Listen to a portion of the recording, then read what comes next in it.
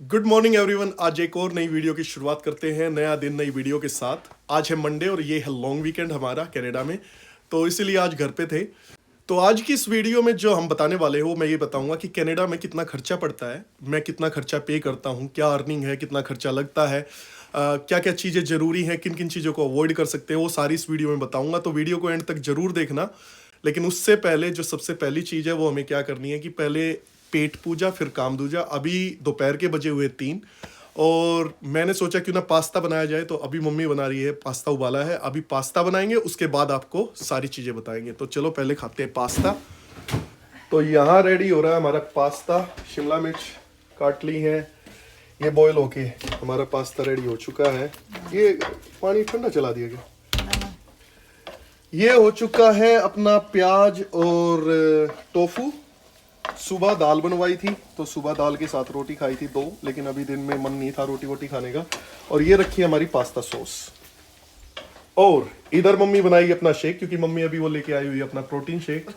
वो एवरीडे पीना है, 2 दिन से ऐसे ही झूठ बोल रही है मम्मी। पास्ते के साथ तो आज पास्ते से पहले चलेगा ये दोपहर को।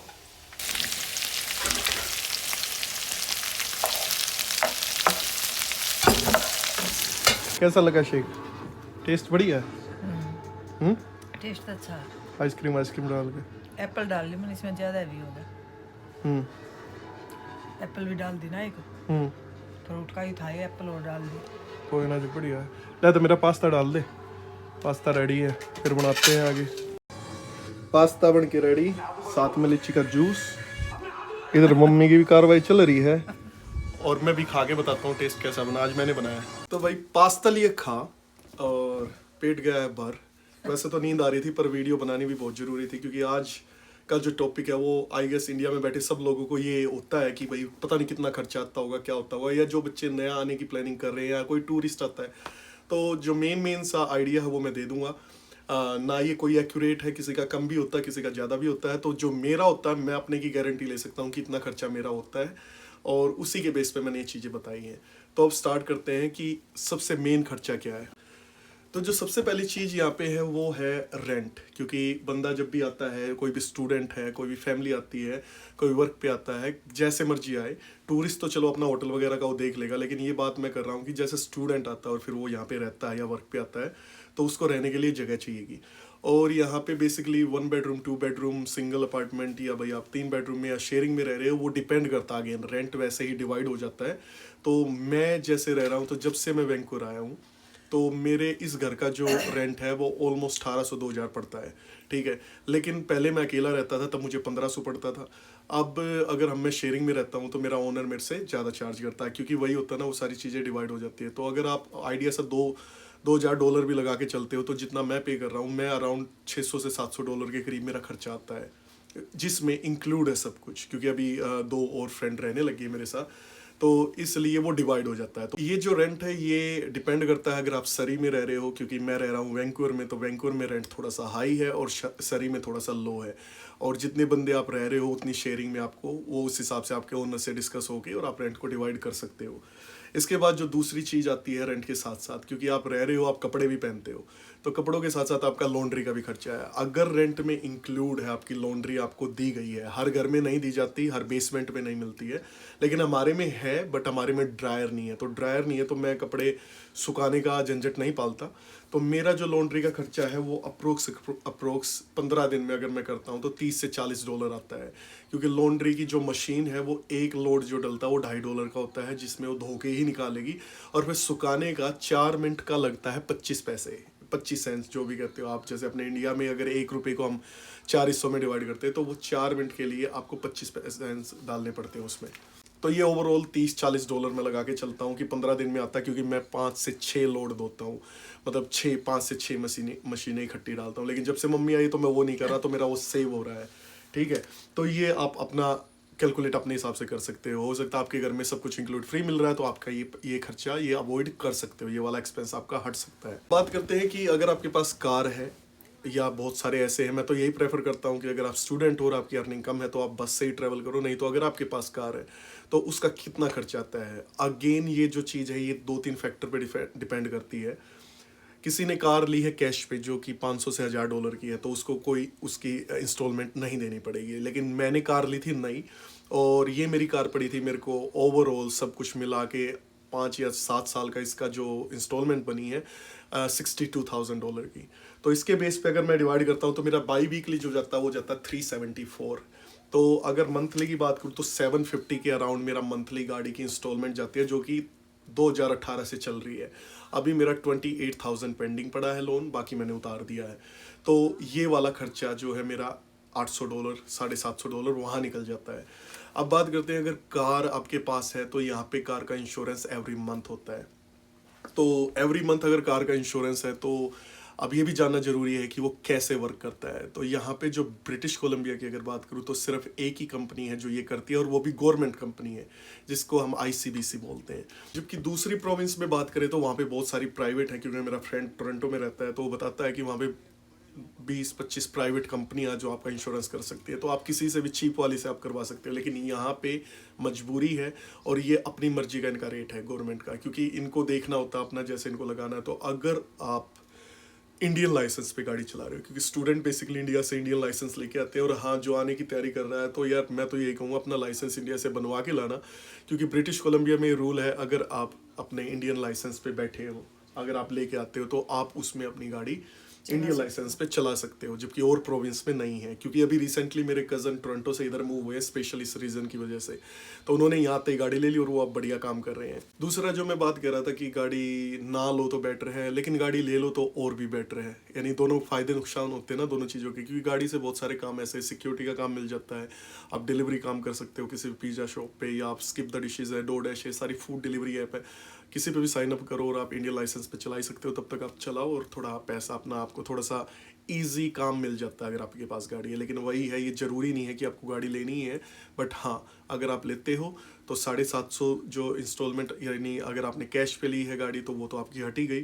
तो आपका इंश्योरेंस जो पड़ेगा वो ब्रिटिश कोलंबिया में स्टूडेंट लाइसेंस पे यानी इंडियन लाइसेंस पे ऑलमोस्ट 400 से 500 के बीच में पड़ता है, $400 से 500, क्योंकि मैंने खुद पे तो किया गाड़ी है। की कीमत के ऊपर भी होगा ना इंश्योरेंस तो। हाँ लेकिन स्टिल अगर आप देखते हो तो वो ओवरऑल उस पर, क्योंकि उनका ये क्या करते हैं रिस्क कैलकुलेट करते हैं, क्योंकि स्टूडेंट है, न्यूली ड्राइवर है, इन्हें पता नहीं वो कैसे चलाएगा। तो ये उस बेस पे भी आप लगा के चलो 300-350 स्टूडेंट पे, इससे ऊपर जाएगा। चाहे आपके पास अपनी गाड़ी अपने कैश पे ले रखी है गाड़ी का, वो तो काउंट होता ही है, बट ये खर्चा आपका बढ़ जाना। लेकिन मेरे पास जब तक मेरा इंडियन लाइसेंस था तो मैंने 480 पे किया है 2018 और 2019 में। अब यही अगर हमारे पास कैनेडियन लाइसेंस है यानी ब्रिटिश कोलंबिया का लाइसेंस है, कोई भी अदर प्रोविंस का लाइसेंस है, तो उसका मतलब ये होता है कि मैंने सारा पहले नॉलेज टेस्ट दिया है, फिर मैंने रोड टेस्ट दिया है, तो उनको थोड़ी सी श्योरिटी होती है कि मैं रिस्क ही कम होऊंगा, क्योंकि मेरे को यहाँ के रूल्स पता है, तभी मेरा ये टेस्ट क्लियर हुआ है। तो उस पे अगर आप आते हो तो मेरा इंश्योरेंस आधा हो गया था। तो अब जो मैं पीछे मैंने 2 साल जो इंश्योरेंस दिया वो 180 दिया था मंथली। तो मतलब कहाँ मैं 480 दे रहा था, कहाँ मैंने 180 दिया। और उसके बाद मैंने थोड़ा सा साइड से मेरी गाड़ी लग गई थी नीचे से, तो मैंने वो प्लास्टिक का जब चेंज करवाया तो मैंने ICBC से क्लेम लिया था, मैंने खुद के पैसों से नहीं करवाया था।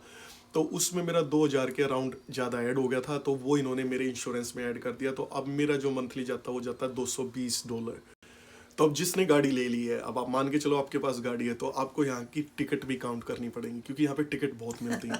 ठीक है, हम नए नए आते हैं, हमें ये नहीं पता कि राइट टर्न लेना था, राइट टर्न अलाउड था या नहीं था, वो साइन नहीं देखते प्रॉपर, क्योंकि इंडिया में ऐसे ही चलते हैं।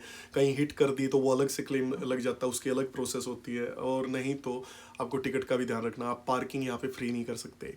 मोस्टली जो अपने रेजिडेंशियल एरिया है उनमें भी यहाँ पे बोर्ड लगे होते हैं, एक्सेप्ट मतलब जो भी इतने बजे तक हाँ उनका टाइमिंग होता है, या भाई ये यहाँ पे सिर्फ वही खड़ी कर सकते हैं जो यहाँ पे रहते हैं, बाहर का बंदा आके नहीं खड़ी कर सकता। तो वो सारी चीज़ें आपको देखनी पड़ती है। तो मैं आपको आइडिया दे रहा हूँ कि जो पार्किंग है वो अगर आपको मिलती है स्ट्रीट पार्किंग की वो, तो वो पड़ती है हमें ऑलमोस्ट $60 से $80 के बीच में।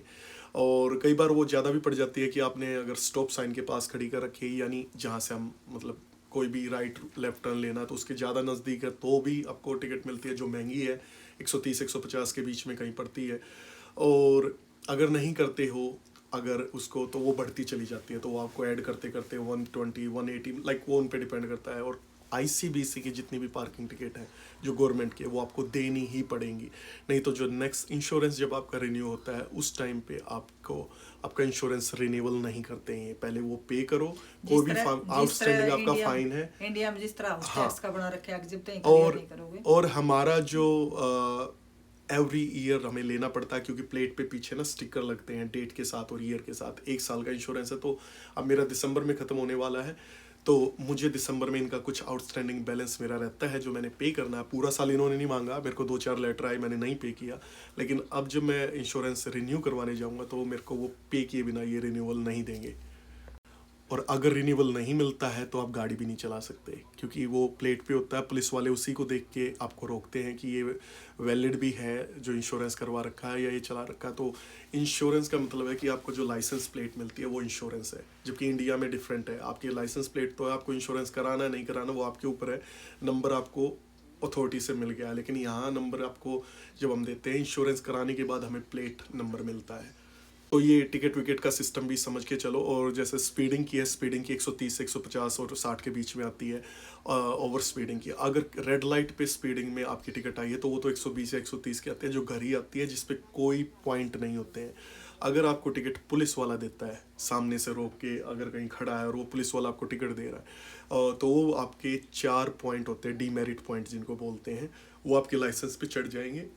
उनकी एक लिमिट है, 6 या 8 के बाद आपका लाइसेंस सस्पेंड हो जाता है 3 महीने के लिए। पहले 3 महीने के लिए होगा, फिर 6 महीने के लिए होगा, उसके बाद वही लाइसेंस आपका सस्पेंड होकर 5 साल तक भी जा सकता है, अगर आपका ये बिहेवियर चेंज नहीं होता और आपके पॉइंट ऐड ऑन होते जाते हैं। आफ्टर एवरी 3 ईयर्स वो डीमेरिट पॉइंट जो है वो 0 हो जाते हैं दोबारा से, अगर उस बीच में आपने कोई टिकट नहीं ली हो। तो मेरी जो टिकट है, मेरे 2023 में सारे डीमेरिट पॉइंट 0 हो जाने हैं, क्योंकि मैं 6 महीने के लिए बैन रहा था, मैंने गाड़ी नहीं चला पाया था। और ये कोविड के टाइम की बात है, क्योंकि मेरे पास 2018-19 में टिकट ज़्यादा थी, इसलिए मैंने ये पॉइंट लिखा है, ये खर्चा लिखा है, क्योंकि इसके साथ साथ आपको ये चीज़ें भी झेलनी पड़ती हैं कि अगर आपके पास पॉइंट ज़्यादा हो गए हैं तो आपको ये मेक श्योर करना है, अगर आप गाड़ी लो तो पॉइंटों का ध्यान रखो, थोड़ा पढ़ लो उसके बारे में कि किस पे कितने पॉइंट है। पेडेस्ट्रियन पे खड़े होने का 1 या 2 पॉइंट है, ये डिपेंड करता है ऑफिसर पे, वो उनसे आप रिक्वेस्ट करके 1 भी लगवा सकते हो और मैक्सिमम 4 भी लगाते। तो मेरे को बैन मिला था 6 महीने का, तो उसी के लिए ये मेरा लास्ट ईयर जो मैंने अभी आपसे बात की थी, आउटस्टैंडिंग बैलेंस मेरा रहता है ICBC का, वो ये रहता है कि $600 3 साल तक, क्योंकि मैं 6 महीने के लिए बैन हुआ था। तो उन्होंने अपना आइडिया निकाल के मेरे को $600, एक प्रोग्राम होता है इनका, उसमें डाल देते हैं ये, अगर आप बैन हो जाते हो तो उसके बाद आपको 3 साल तक आपके बर्थडे वाले मंथ में, यानी उसी वीक में आपको एक नोटिस आता है जिसमें एक अमाउंट होता है। $600 का था मेरा, किसी का 300-400 भी होता है, और वो आपको भरना होता है आपके बर्थडे वीक में। लेकिन इस बार मैंने नहीं भरा था तो पड़ा है मेरा, तो मैंने वो ऐसे ये लगा लो, वो इनका फाइन है, वो चलता रहता है 3, तो ये भी ध्यान रखना है। तो अगर आपके पास गाड़ी है, अगर आप टिकट, मैं तो यही कहूँगा कि बड़े ध्यान से चलाओ, टिकट नहीं लेते तो आपका ये खर्चा भी अवॉइड कर सकते हो। अब बात करते हैं, इससे आगे चलते हैं ग्रोसरी पे, क्योंकि अब देखो रहना हो गया, चलाने के लिए गाड़ी होगी, खाने के लिए भी कुछ चाहिएगा। तो अगर आप ग्रोसरी करते हो तो आप, ये डिपेंड करता है आप बनाते क्या हो, आपको बनाना आता है या नहीं आता है। अगर आपको बनाना आता है तो जब मम्मी जब से आई है, तो अगर हम 15 दिन की ग्रोसरी पे जाते हैं तो हमारा $150 से $180 के करीब के बीच में हमारा 15 दिन का राशन आ जाता है, जिसमें आटा लेके प्रॉपर इंडियन फूड जो हम बनाते हैं, सारी सब्जी बनाते हैं, बीच में दूध वगैरह दही वगैरह तो बीच में वो तो हर चौथे दिन आता है। दूध हुआ, दही हुई, इन चीज़ों को काउंट नहीं करता मैं ग्रोसरी में, क्योंकि ये रोज खाने की चीज़ें हैं। अब जो मेन बड़ी चीज़ें हैं, चावल हुए, अपना आटा हुआ, अपनी सब्जियां हुई सारी, अपना स्मूदी का सामान हुआ, अपना तेल मसाले जो भी, लाइक वो मैं बता रहा हूँ। और ये अगेन ये आइडिया है कि 150 से 180 मेरा आता है, किसी का हो सकता है $50 में भी काम चल रहा हो, किसी का हो सकता है $300 में भी काम चल रहा हो। तो ये डिपेंड करता है आप जितने खाते हो, जिस हिसाब के आपका टेस्ट है, उस हिसाब से आप अपना खर्चा कर लेते हो। तो बाई वीकली $150 से $200 के बीच में हमारा आता है। तो मैं ये लगा के चलता हूँ कि 300 या 400 के बीच में कहीं पे भी लैंड करवा लो, तो हमारा खर्चा आता है 300-400 के बीच में, जो ग्रोसरी का आता है। अब मैं बात करता हूँ कि ग्रोसरी के साथ साथ दूसरा ऑप्शन क्या है। तो ग्रोसरी के साथ साथ जो दूसरा ऑप्शन है वो है टिफिन लगवा लो।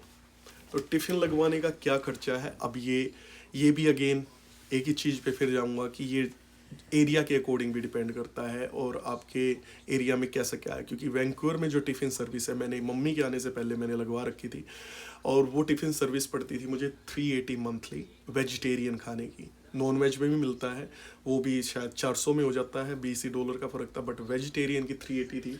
अब जिसमें 400 में एक टाइम का टिफिन, जिसमें 400 में हमारा 2 बंदा का मंथली खर्चा। हाँ, तो जिसमें हमारा क्या पड़ता था, 200 मतलब 200 कह रहा हूँ, 2 करी मिलती थी हमें, 2 सब्जी, एक ग्रेवी में ले लो, और मेन्यू मुझे डिसाइड करना पड़ता था रोज़ फ़ोन करके मुझे क्या खाना, उन्होंने वो लिस्ट दे रखी थी।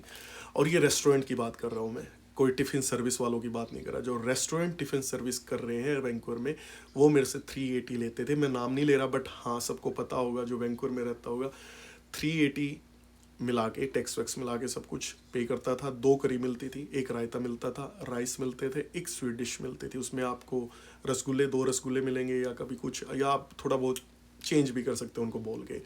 तो ये है टिफ़िन सर्विस का प्राइस जो मैंने बताया वैंकूवर में जो है। अब यही अगर मैं बात करूँ टोरंटो में, यही मैं बात करूँ सरी में, तो ये कहीं 220 भी है, कहीं 200 भी है, सेम चीज़ें मिलती हैं।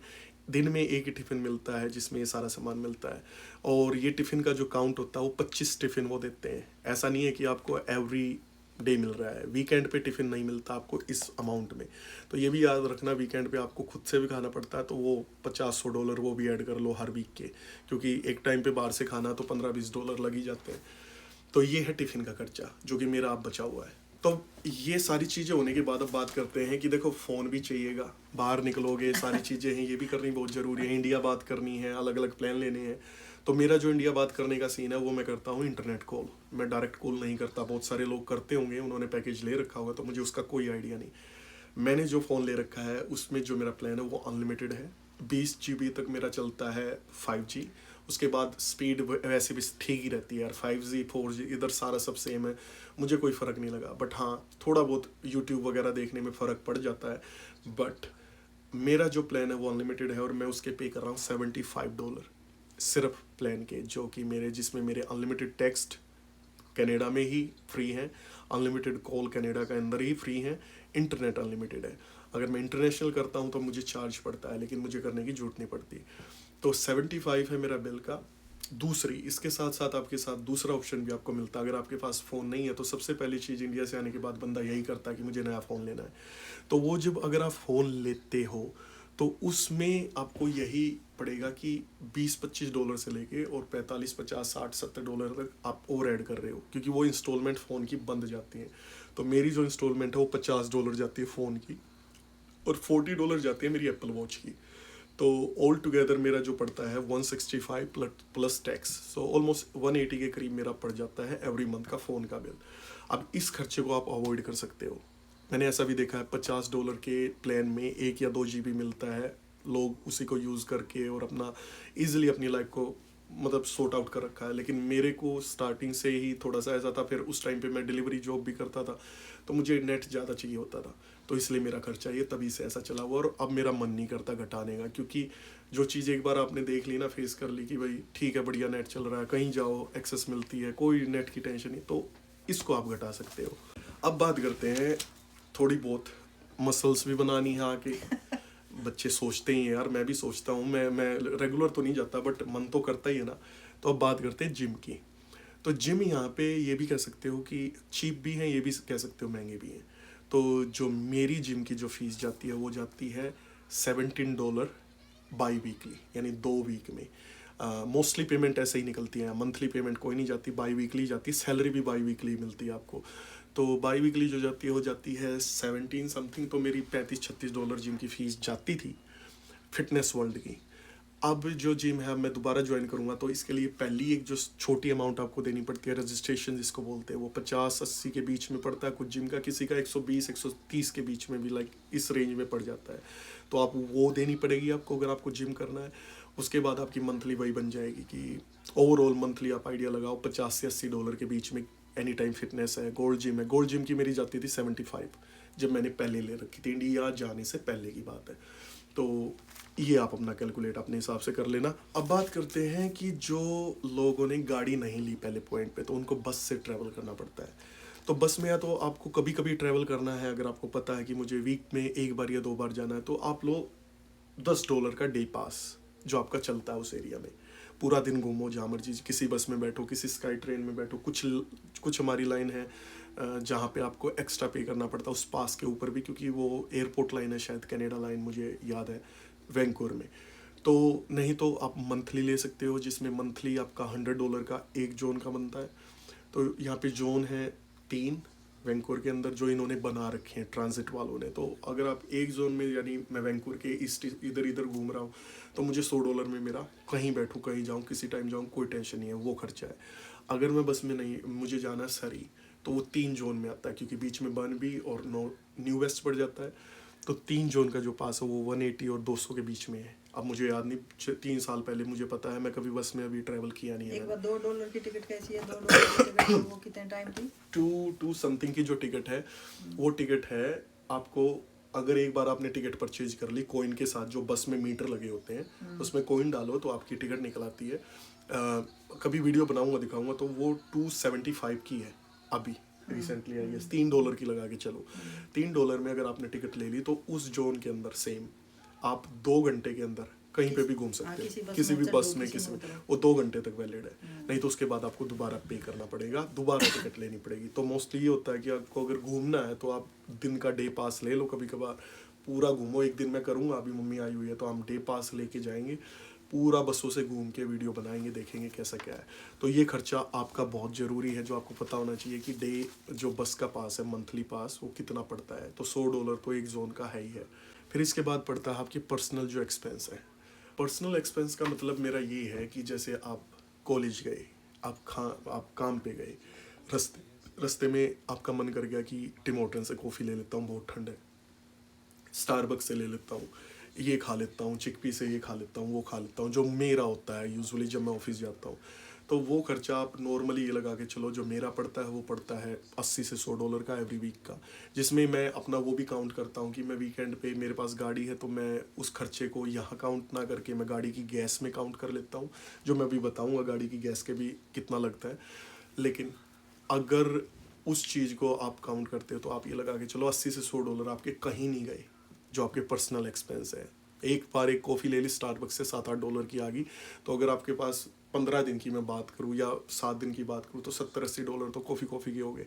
इसके अलावा थोड़ा बहुत चटपटाई फ्रेंड्स के साथ है, कहीं और कोई बैठा है तो पे कर दिया, तो ये चलता रहता है। तो ये $100 ये लगा के चलो, तो $400 ये आपके पर्सनल एक्सपेंसेस को आप 100 में भी काउंट कर सकते हो, आप 400 में, डिपेंड करता है आप कितना खर्चा करते हो, डिपेंड करता है आप क्या चीज़ें कैसे अपनी मैनेज करते हो।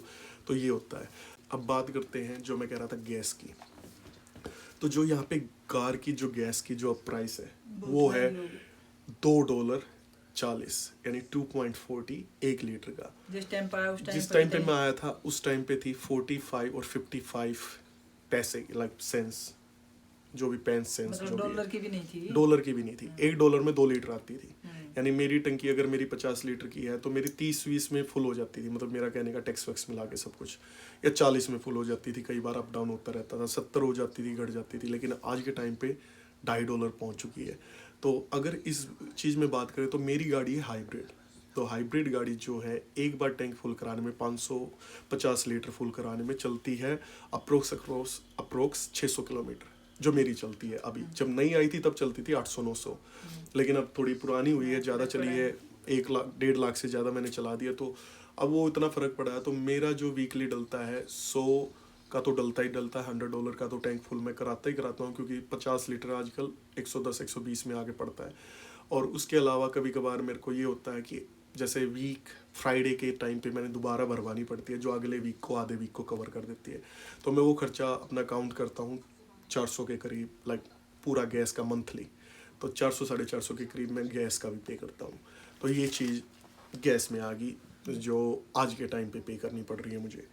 इसके साथ साथ बात करते हैं छोटे मोटी चीज़ों की, जैसे हेयर कट है, ट्रिमिंग है, दाढ़ी बनवानी है, लड़कियों के भी बहुत सारी चीज़ें होती है तो उनको जो करवाना है। तो जो हेयर कट का जो नॉर्मल रेट है, लाइक जो एवरेज है ही है, वो है $25 बाल कटवाने के, 25 दाढ़ी बनवाने के। और ये कहीं पे अगर मैं डाउनटाउन में कटवाता हूँ तो कई बार $50 लेते हैं बाल कटवाने के, कई बार दाढ़ी के भी 40-45 उनका नॉर्मल रेट है। तो ये डिपेंड करता है आप कहाँ जाते हो।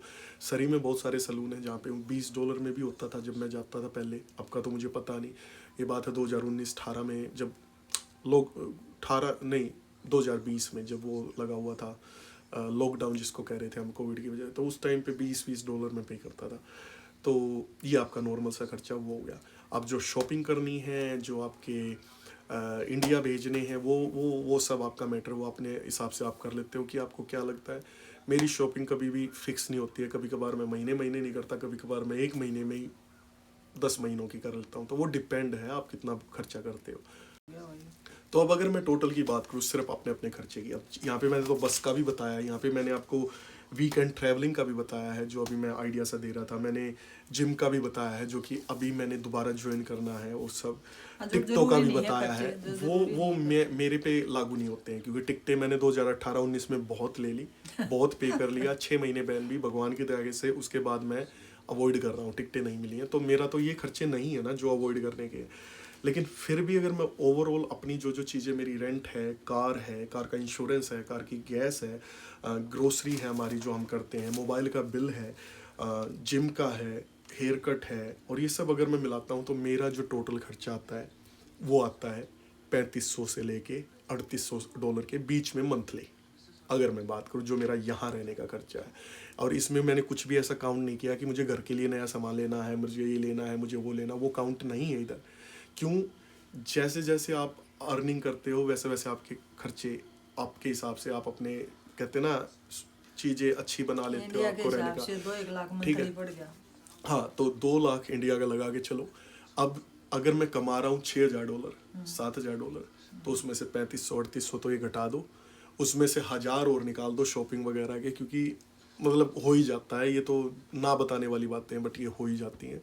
तो मतलब ओवरऑल आप इंडिया का अगर 6000-7000 कमा रहे हो, 6000 भी कमा रहे हो, तो 6000 में 3500 निकाल दिया, 3500 ही बच गया, तो वही लाख, 1.5 लाख, 2 लाख आप इंडिया का सेव कर सकते हो। उसको आप अपनी डाउन पेमेंट अपने घर के लिए जोड़ लो, अपनी गाड़ियों के लिए जोड़ लो, या इंडिया भेज दो, वो डिपेंड करता है। ठीक है, ये जो था ये थोड़ा सा आइडिया था कितना खर्चा मेरा आता है, और आपको भी थोड़ा आइडिया हो गया होगा, क्योंकि मैंने मेन चीज़ें आपको बता दी हैं कि क्या क्या खर्चा इधर नहीं अवॉइड कर सकते आप। और स्टूडेंट आते हो, मेहनत बहुत करते हो, 20 घंटे मिलता है, फिर भी निकल आता है, घबराने की जरूरत नहीं है। अब तो फुल टाइम हो गया। हाँ, वो अभी आने वाला है, वो अभी नहीं हुआ है, वो आ जाएगा। लेकिन हाँ, स्टूडेंट लाइफ में ये 3500 को घटा के उस टाइम पे आप ये भी कह सकते हो कि इसको 1500 में भी लेके आ सकते हो, क्योंकि सरी में अगर रहोगे, अगर आप रह रहे हो 6 बंदों के साथ 3 बेडरूम में, तो आपको हो सकता है $250-300 भी इससे में आए, जो कि मैं 700-800 दे रहा हूँ। ये घट जाता है आपका, क्योंकि मैं रह नहीं सकता शेयरिंग में इतने लड़कों में या ऐसे। तो पहले जहाँ मैं रहता था वहाँ मैं 280 देता था, जहाँ मैं 15 दिन नहीं यानी महीना रहा था जनवरी 2018 में, $280 में रेंट देता था। लेकिन फ़िलहाल रेंट के भी रेट बढ़े हुए हैं। तो ये सारी चीज़ें ना आपको अपने हिसाब से देखनी है। बट हाँ, मेरा इतना खर्चा आता है। उम्मीद है आपको थोड़ी बहुत चीज़ें समझ आई होंगी, आपको भी आइडिया हुआ होगा। तो अगर अभी तक इस वीडियो को देख रहे हो तो ये चीज़ें आप कभी मत भूला करो, क्योंकि इन्हीं चीज़ों से हमें भी पता चलता है कि आपने इंटरेक्ट किया है। क्योंकि एक चीज़ मेरे को अच्छे से ये पता है कि जब भी हम ऑफिस में काम करते हैं तो हमारा पहला चीज़, हम मैसेज, कोई भी हमें इन्फॉर्मेशन हमें डिलीवर करनी होती है ना किसी को, तो हमें ये पता है कि अगर हमने स्लैक चैनल पे अपना मैसेज छोड़ दिया तो पता नहीं उन्होंने पढ़ा या नहीं पढ़ा, क्योंकि ये बहुत बार होता है। तो सबसे पहले हम ये लिखते हैं, अगर तुमने मैसेज पढ़ा है तो या तो थम्स अप, लाइक दो इसको, या कोई इमोजी भेजो, या कोई रिएक्शन दो, या ओके लिखो या ओके लिखो। तो उसमें कोई भी बंदा ऑफिस में, कोई भी टीम का बंदा ये नहीं कह सकता मैंने मैसेज नहीं देखा था। तो वो इसलिए होता है कि जो इन्फॉर्मेशन हम किसी को बताना चाह रहे हैं वो उसको रिसीव हुई है। तो अगर आपको कोई भी इन्फॉर्मेशन रिसीव हुई है तो लाइक बटन आपके पास भी है लेफ्ट साइड में, अंगूठा टेक के हटाया मत करो, चीज़ों को देखा करो, शेयर करो। अगर किसी को पसंद आई हो ये वीडियो, किसी को बतानी हो, कोई नया बंदा आने की कर रहा हो, किसी को कोई भी वैंकूवर एरिया में कोई भी हेल्प की ज़रूरत हो या कुछ पूछना हो, मेरा ईमेल आईडी पड़ी है, मेरा चैनल है, कहीं पे भी आप मेरे को मैसेज करो, ज़रूर कोशिश करूँगा जितनी हेल्प होगी। तब तक वीडियो का एंजॉय आपने किया ही होगा। मिलते हैं अगली वीडियो में। आज की ये वीडियो यहीं ख़त्म करते हैं, दोबारा मिलेंगे कल नई वीडियो के साथ, क्योंकि वीलॉग बनाते बनाते रोज़ रोज़ वही चीज़ें हो जाती हैं, रूटीन दिखाना। मुझे लगा थोड़ी बहुत ये टाइप की भी इन्फॉर्मेशन आपको देनी चाहिए जो आपके काम आए। ये बहुत ज़रूरी है। ठीक है, कई बार ये बहुत ज़रूरी है। हाँ, ये नए बंदे के लिए। तो मिलते हैं अगली वीडियो में। तब तक खाओ, चिल करो, लाइफ में जो जो आपके ड्रीम्स हैं उनको देखो, बड़े ड्रीम्स देखो, जब भी पूरे होंगे। और घबरा ना करो, कोई भी टेंशन की जरूरत नहीं है। अगर सोच लिया तो ये खर्चा निकल भी जाएगा। तो मिलते हैं अगली वीडियो में।